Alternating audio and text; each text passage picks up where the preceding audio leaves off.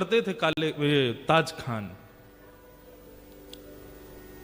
दूर दूर तक वृंदावन से, ठाकुर जी से, श्री जी से कोई संपर्क नहीं, कोई संबंध नहीं, लेकिन स्वभाव अच्छा था, स्वभाव मीठा था, उग्र नहीं थे। बल्कि इन्होंने अपने डाकघर के जो मुखिया थे उनसे कह करके कि मुझे इतने बजे नमाज के लिए जाना होता, मुझे जाने दिया जाए, जाते थे। और जो भी इनके ग्रंथ होते हैं उनको पढ़ते रहते थे, खूब अच्छे से अपने धर्म का पालन करते थे। लेकिन मदन मोहन जी बड़े टेढ़े ठाकुर, इनके मन में आ गया कि इसको अपना बनाना है मुझे। वो कैसे बनाए? एक बार एक चिट्ठी आई मदन मोहन जी के गोस्वामी जी की, और ये चिट्ठी बांटने यही जाते थे सब जगह। तो पहले बंधुओं ऐसा था कि बहुत ज्यादा भारत में अशांति सी रहती थी। मंदिरों को तोड़ने के भय से, मंदिरों में कुछ उपद्रव ना कर दें इसलिए मंदिरों में नियम था कि केवल हिंदू अंदर जाएंगे, बाकी कोई नहीं जाएगा। तो बाहर बड़ी स्ट्रिक्टनेस रखी जाती थी। तो जैसे ही ये मदन मोहन जी के गोस्वामी जी की चिट्ठी लेकर के जैसे ही सीढ़ी चढ़ने लगे ऊपर, तो द्वारपाल ने इनको वहीं रोक दिया। बोले क्या बात है, क्यों चढ़े आ रहे हो ऊपर? बोले अरे भैया हम डाकघर से आए हैं, चिट्ठी है, गुसाई जी की चिट्ठी देने आए हैं। बोले आप यहीं रुक जाओ, हम गुसाई जी को बुला के ला रहे हैं, भीतर मत आना। हाँ नहीं आ रहे, हमको भी कोई शौक नहीं अंदर आने का, यहीं खड़े हैं, बुला दो। अब वो द्वारपाल भीतर गया, पीछे जाकर के जाने ऐसी कोई क्या व्यवस्था उसको लगी, वो वहीं व्यस्त हो गया उसको करने में, गुसाई जी को बुलाना ही भूल गया। अब ये बाहर खड़े खड़े प्रतीक्षा करें, दोपहर हो रही है, इतनी तेज धूप पड़ रही है, अभी तक आए नहीं। थोड़ी देर प्रतीक्षा करने के बाद इन्होंने द्वार खोला, मंदिर का मुख्य द्वार बाहर वाला खोला, खोल करके भीतर प्रवेश कर गए। डर तो रहे थे कुछ हो नहीं जाए, इधर उधर देखा, गुसाई जी, अरे भैया द्वारपाल कहां हो, चिट्ठी हम लेके खड़े हैं, ले तो जाओ। कोई प्रत्युत्तर नहीं देवे।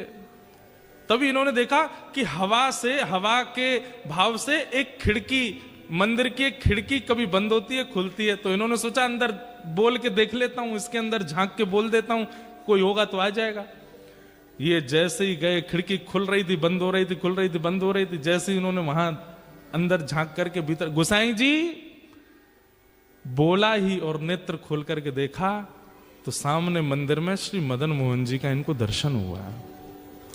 त्रिभंग ललित ठाकुर जी खड़े हैं और मंद मंद नेत्रों से, वैसे तो मूर्तिमंत ठाकुर जी ऐसे ही रहते हैं, लेकिन जैसे ही इन्होंने भीतर झांका तो ठाकुर जी इनको देख करके अपने नेत्र मटकाने लगे, ऐसे ऐसे करने लगे और बार बार ऐसे पलक झपकाने लगे। ये देख करके ये तो वहीं धड़ाम से गिर पड़े। अब तो इनके मन में वही भाव चले, ये कौन था?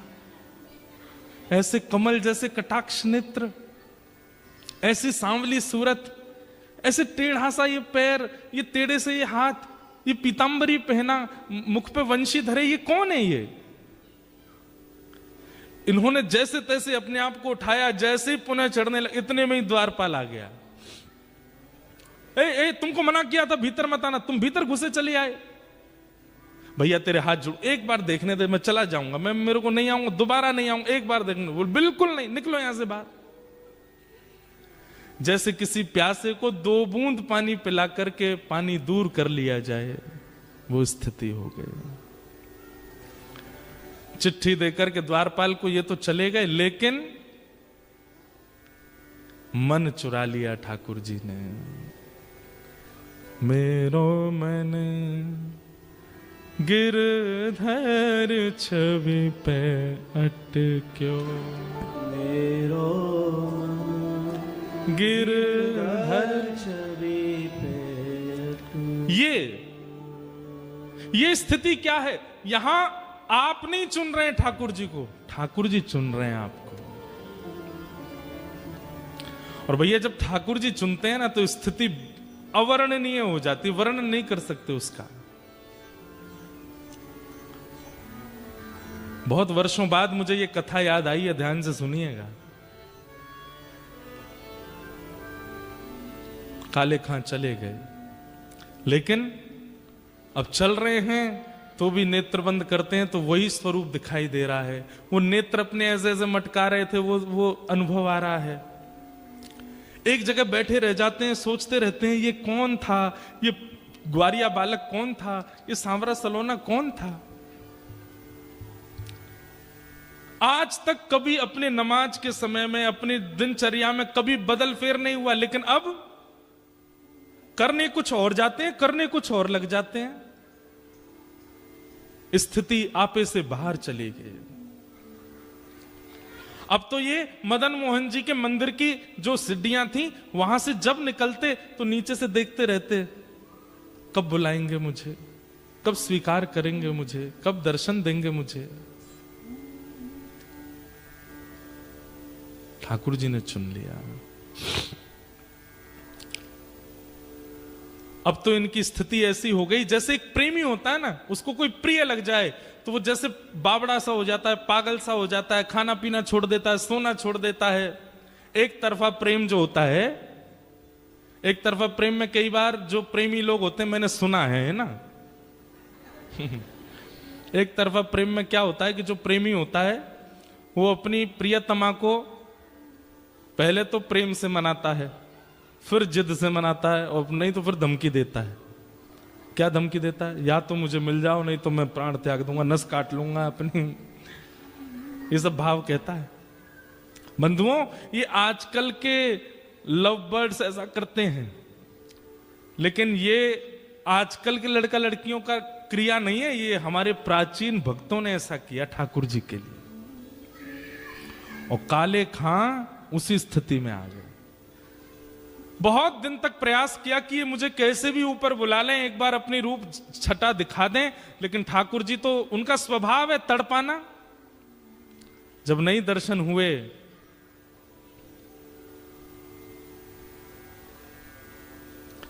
तो एक दिन काले खां ने कसम खा ली, बोले ठाकुर जी या तो मुझे दिख जाओ, या तो मुझे मिल जाओ, नहीं तो मैं अनशन व्रत पर बैठ रहा हूं, मृत्यु पर्यंत प्राण त्याग दूंगा। ऐसी स्थिति हो गई। धीरे धीरे अपना काम छोड़ दिया, परिवार वालों से दूर रहने लगे, अपने नियम क्रम सब से बिल्कुल ना इधर के रहे ना इधर के, बीच में आ गए बिल्कुल। स्थिति अवर्णनीय हो गई। काले खां ने ठाकुर जी के सामने कसम खा ली, या तो मुझे दर्शन करा दीजिए, नहीं तो मैं अनशन व्रत करके अपने प्राण त्याग दूंगा।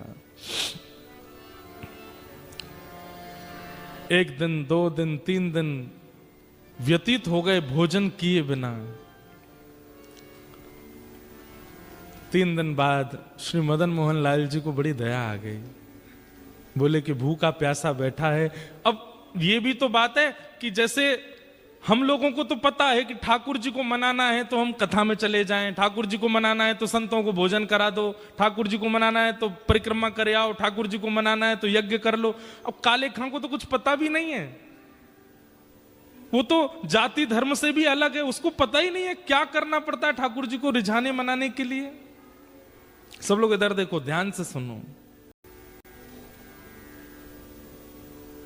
उसके पास यही तरीका था, ठाकुर जी के आगे कसम खाली, बोले मैं प्राण त्याग दूंगा, मुझे मिलो नहीं तो।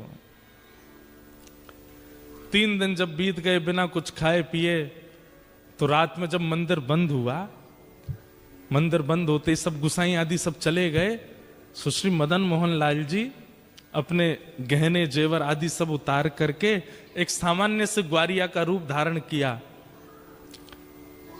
एक धोती पहनी, बगलबंदी पहनी, सिर पर एक स्वाफा बांधा, चंदन वंदन लगा था, सब मिटा दिया, बिल्कुल ऐसे हो गए साधारण से। आंखन में काजल लगा था, मीड़ मीड़ करके उसको फैला लिया कि मैं पहचान में नहीं आऊं। और जो भोजन की थाली श्री मदन मोहन जी की रात में रखी जाती थी, बंटा भोग बोलते हैं उसको बंटा भोग श्री मदन मोहन लाल जी का जो रखा था, ठाकुर जी ने उसको उठाया खुद और निकल पड़े काले खां के पास। आहा, यहां पर मरणासन अवस्था में काले खां बैठा है, गला सूख गया है, आंखें मरने को हो रही हैं, और उस समय पर द्वार पर दस्तक होती है, खटखटाने की आवाज आती है। काले खां जैसे तैसे खिसक करके जाता है। जैसे ही द्वार खोलता है तभी सामने देखता है एक नन्हा सा कुमार बालक, आयु होगी 8-9 वर्ष की, सिर पर स्वाफा बांध करके और ऐसे कमर पर अपने थाली लेकर के, जैसे कोई बड़ी चीज होती है ना, तो माताएं जैसे हमारे भारत में मटकी उठाती हैं, कई बार विदेशों में माताएं बालक उठाती हैं ऐसे कमर पे, ऐसे ठाकुर जी थाली ऐसे रख करके कमर पे और दूसरे कमर पे हाथ धर के द्वार पे आके खड़े हो गए और आकर के बोले, तुम्हारा नाम काले खां है? काले खां बोले, हाँ भैया मेरा नाम काले खां, पर तुम कौन हो? और ये इतने सुंदर हो, इतने प्यारे हो, तुम्हारी मैया नहीं है, तुम्हारे पिताजी नहीं है जो आधी रात में तुमको अकेला छोड़ दिया? अरे हम देखने में छोटे लगते हैं, वास्तव में तो श्री मदन मोहन जी मंदिर के हम टहलुआ हैं, रात भर चौकीदारी करते हैं। डोल डोल टहलुआ कहते हैं जो टहल टहल करके रखवाली करे। कई लोग होते हैं ना, उम्र तो बड़ी होती है दिखने में, वही है हमारा भी, उम्र तो हमारी बहुत है। कितनी उम्र होगी? बोले गिन नहीं पाओगे, 2-3 हजार साल के तो हैं हम। तो काले खां बोला मजाक कर रहा है भाई, छोटा बालक है, बड़ी बड़ी बात कर रहा है। अच्छा भैया मदन मोहन जी मंदिर से आए? बोले हाँ। क्यों आए?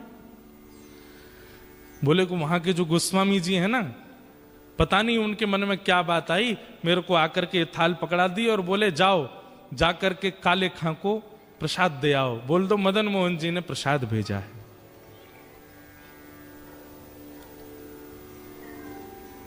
काले खां बोले सुनो, इसको तुरंत वापस ले जाओ, एक कौर नहीं खाऊंगा इसमें से। ये मैं सब जानता हूं ये लीला कौन कर रहा है, ये वही छलिया, वही कपटी, वही मरकट बंधु, मुझे एक झलक दिखा करके इतना परेशान कर दिया और अब मेरे अनशन को तुड़वाने के लिए थाल भेज दी है। कह देना गोस्वामी जी से, जब तक दर्शन नहीं होगा मैं ये प्रसाद नहीं पाऊंगा, और मुझे दर्शन होगा नहीं क्योंकि मैं तो मुसलमान हूं, मुझे मंदिर में प्रवेश मिलेगा नहीं, इसलिए मुझे प्राण त्यागने पड़ेंगे, दोबारा जन्म लेना पड़ेगा। और सुनो एक बात और कह देना अपने मदन मोहन से। बोले क्या? उसने जो अपना नाम धर रखा है ना जगन्नाथ, मैंने सुना था कहीं उनका नाम जगन्नाथ है, उनसे कह दो कि तुम जगन्नाथ नहीं हो, अपना नाम रखो हिंदूनाथ, तुम केवल हिंदुओं के नाथ हो, ये जगतनाथ मत बोला करो अपने आप को। ठाकुर जी खड़े खड़े सुन रहे हैं। बोले सुनो गुसाई जी की बात तो सुन लो पूरी। काले खां बोले क्या? बोले इसमें से प्रसाद पा लेना और प्रसाद पा करके सुबह बर्तन मांज करके मंदिर दे जाना और मदन मोहन जी के दर्शन कर जाना। गुसाई जी ने आज्ञा दी। सुन करके काले खां खुश हो गए। लेकिन अब स्थिति ये हो गई कि पहले तो हर जगह मदन मोहन जी दिखते थे, लेकिन अब वो टहलुआ दिख रहा है। अब ये मोहन थार उठा में तब भी टहलुआ का स्मरण हो, पूड़ी उठा में तो भी टहलुआ का स्मरण हो, सब्जी खा में तो भी। अब ये मन में विचार करने लगे मेरे मन में कोई रोग हो गया है। ये पहले तो मदन मोहन अच्छे लग रहे थे, अब उनका सेवादार ये टहलुआ अच्छा लग रहा है, कहीं ऐसा नहीं हो ये मेरे संग हो क्या रहा है, किसी ने टोना टोटका तो नहीं कर दिया मुझ पे। रात भर मन में विचार करने लगे, अपने मन से कहने लगे टहलुआ नहीं मदन मोहन, उनको याद करो। लेकिन याद करें मदन मोहन जी को खड़ा दिखाई दे टहलुआ ऐसे थाली लेकर के। हाँ, रात्रि में ठाकुर जी ने गोस्वामी जी को सपना दिया और स्वप्न देकर के कहा, बोले पहले दिन चिट्ठी लेकर के मेरा भक्त काले खां आया था, द्वारपाल ने उसको डांट भगा दिया। अरे गोस्वामी जी मुझे उसको स्वीकार करना और मैं उसे स्वीकार कर चुका हूं। 3 दिन से अनशन व्रत पे था, मैं अपनी सोने की थाल में भोजन देकर के आया हूं। कल वो थाल धो करके जब मंदिर आवे सब उसको रोकेंगे, लेकिन आप आकर के उसको भीतर बुला लेना, मेरा दर्शन कराना। गोस्वामी जी तो रात में ही उठ करके रोने लगे, बोले नाथ आपकी कैसी कृपा, आप जिसको स्वीकार कर लेते हैं फिर कुछ विचार नहीं करते। रात भर भोजन तो कर नहीं पाए, वो यही सोचने लगे टहलुआ टहलुआ, अरे नहीं नहीं मदन मोहन मदन मोहन मदन मोहन मदन मोहन, नहीं टहलुआ टहलुआ टहलुआ। मदन मोहन जी अब टहलुआ के रूप में उसको देखने लगे, वो वहीं प्रेम होने लगा। सुबह उठ करके सारी सामग्री साफ करी, पूरी थाली साफ करके बोला भैया गलती हो गई, मेरे तो मन को कोई रोग हो गया है, मैं जाके गोस्वामी जी को थाल दे दूंगा, बोल दूंगा मदन मोहन जी नहीं चाहिए, अपना टहलुआ दे दो, मैं तो उसी को देखता रहूंगा। यहां पर गोस्वामी जी सुबह सुबह आए, आते ही उन्होंने देखा कि मेरा स्वप्न सच है कि नहीं। तो मंदिर में प्रवेश करते सबसे पहले ठाकुर जी के भोग का थाल देखा, तो थाल वहां नहीं था। ये देखते ही गोस्वामी जी तो रोने लगे, हे कृपालनाथ ये कैसी कृपा, बड़े बड़े यज्ञाचार्यों को आपने स्वीकार नहीं किया, बड़े बड़े नाम जापकों को स्वीकार नहीं किया, बड़े बड़े भक्त जो दिन रात आपकी सेवा में लगे रहते हैं उनमें आपको कोई भाव नहीं दिखा, और एक मुसलमान, एक काले खान, दूर दूर तक जिसने भजन नहीं किया, उसके पीछे अपनी सोने की थाली दिया है रात में। जय हो आपकी। गोस्वामी जी प्रतीक्षा कर रहे हैं कब आएगा काले खान, लेकिन काले खान को तो अब गिल्ट फील हो रहा है भीतर से कि पहले प्रेमी कोई और था, अब प्रेमी कोई और हो गया है, अब तो मुझे टहलुआ चाहिए, अब तो मदन मोहन जी नहीं चाहिए। मंदिर द्वार पर जैसे ही पहुंचा, द्वारपाल से बोला सुनो ये थाली भीतर गुसाई जी को दे आओ। थाली तेरे पास कैसे आई? बोले कि उनको बोल देना रात में उन्होंने भिजवाई थी मेरे लिए टहलुआ के द्वारा। बोले कौन टहलुआ? अरे जो रात में मंदिर में रहता। बोले मैं ही तो रहता हूं रात में मंदिर में, मैं ही टहलुआ हूं यहाँ। बोले तुम नहीं, वो सुंदर वाला टहलुआ। बोले अच्छा तो मैं कुरूप हूं? बोले नहीं मैं ऐसा नहीं बोल रहा हूं, दो होंगे ना तुम, एक सुंदर छोटा सा काजल लगा करके सिर पे पगड़ी बांध के बढ़िया पीली सी पीता, और बड़ी अच्छी सुगंधी आ रही थी उसमें से, क्या वर्णन करूं उसकी रूप माधुरिका में। वो टहलुआ। बोले सुन तू यहीं खड़ा रहे, कोई टहलुआ नहीं है, मैं ही टहलुआ हूं, और मैं गुसाई जी को अभी बुला के लाता हूं, तेरी तो अभी खैर नहीं। भीतर गए, इतने में ही जाकर के थाल दिया। गुसाई जी बोले थाल लायो? कौन लेकर के आया थाल? बोले वो काले खान आया है द्वार पे, उसको भीतर नहीं लाए? बोले वो तो कह रहा है कि टहलुआ से मिलना उसको, और मैं ही टहलुआ हूं, वो पता नहीं कौन से टहलुआ का वर्णन कर रहा है। गोस्वामी जी निकल के बाहर आए, अप्रस में थे फिर भी बाहर आ गए, नेत्रों में आंसू। काले खान कौन आया था रात को?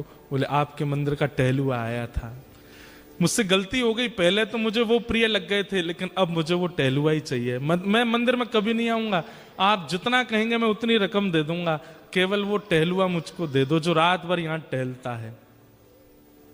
ऐसे कटाक्ष नेत्र थे उसके, ऐसी सुंदर सी नासिका थी, ऐसी मधुर मुस्कान थी, ऐसी सुंदर उसने पगड़ी पहन रखी थी, और उसमें से ऐसी अद्भुत सुगंधी आ रही थी। हे गोस्वामी जी मैं आपके आगे हाथ जोड़ के कह रहा हूं, अगर दे नहीं सकते तो जैसे दर्शनार्थियों के लिए नियम है कि सुबह इतने बजे आओ, दर्शन होते हैं मदन मोहन जी के, सबको मदन मोहन जी के दर्शन कराओ, मुझे वो टहलुआ के दर्शन करा दिया करो बस। गोस्वामी जी बोले हाथ पकड़ो हमारा, हाथ पकड़ लिया। बोले चल टहलुआ से मिलवाते हैं।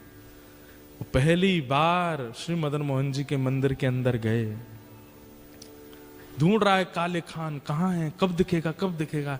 और जैसे ही पर्दा हटाया तो बाकी सबको तो श्री मदन मोहन जी पाषाण रूप में दिख रहे थे, लेकिन काले खां को वो रात वाले टहलुआ के रूप में दिख रहे थे। ये रहे तेरे टहलुआ।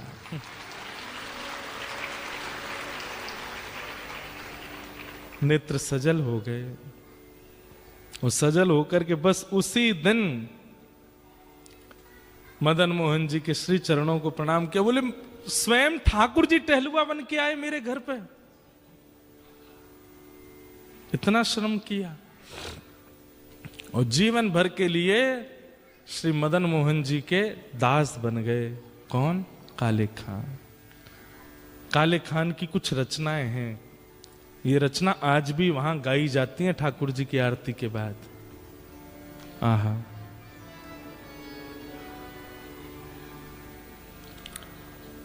लगन जो लगी नाथ ताको विस्तार कहां, भूख प्यास निद्रा कछु बादत नहीं सांवरे। शब्द सुनना, एक उसके शब्द हैं जिसने कभी कथाएं नहीं सुनी है, जिसने कभी भजन नहीं किया, उसके शब्द हैं। लगन जो लगी नाथ ताको विस्तार कहाँ, भूख प्यास निद्रा कछु बादत नहीं सांवरे।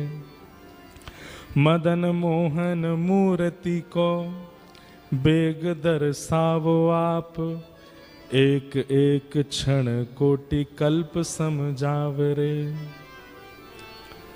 आपसे जो मेरी लगन लगी है मैं उसको कैसे वर्णन करूं? बोले बस इतना कह सकता हूं, भूख प्यास निद्रा ये कोई भी मेरे को परेशान नहीं करती और इनकी मुझे इच्छा भी नहीं होती है। मदन मोहन मूर्त को बेग विस्तार दर्शावो, एक एक क्षण कोटि कल्प समझावरे। आपको देखे बिना एक एक क्षण मुझे ऐसा लगता है जाने कितने घंटे कितने कल्प बीत गए हों। सुंदर कटाक्ष तेरे निरखत आनंद होत। ठाकुर जी बोले, ए काले खां तुझे मेरे स्वरूप में क्या अच्छा लगता? बोले आपके जो ये कटाक्ष नेत्र हैं। सुंदर कटाक्ष तेरे निरखत आनंद होत, मेरी एक क्षण कोटि कल्प समझावरे। दरस भिकारी ताज ताकी प्रभु अर्ज सुनो, दरस भिकारी ताज ताकी प्रभु अर्ज सुनो। नंद के दुलारे यार चाकर हम आपके, नंद के दुलारे ताज चाकर हम आपके, नंद के दुलारे यार चाकर हम आपके। हम आपके चाकर हैं, आप हमें स्वीकार करो।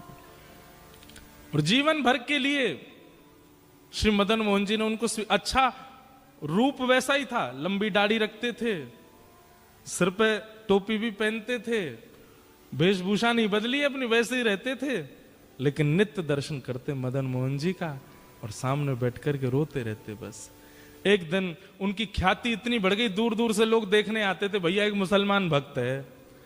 तो एक दिन ये करौली छोड़ करके कहीं और चले गए और जहां गए वहां जाकर के इतने आर्तनाद से ठाकुर जी को पुकारा कि ठाकुर जी प्रत्यक्ष प्रकट होकर के इनके गले में गलवैयां डाल करके इनको अपनी नित्य लीला में संग ले गए।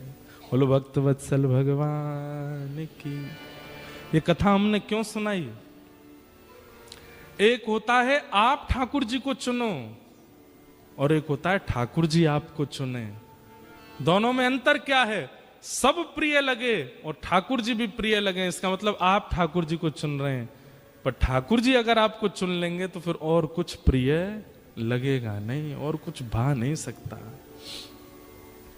और कुछ प्रिय लगेगा नहीं। मीराबाई कहती हैं, गिरधर जन्म मरण रासा थे, गिरधर जन्म मरण रासा थे, गिरधर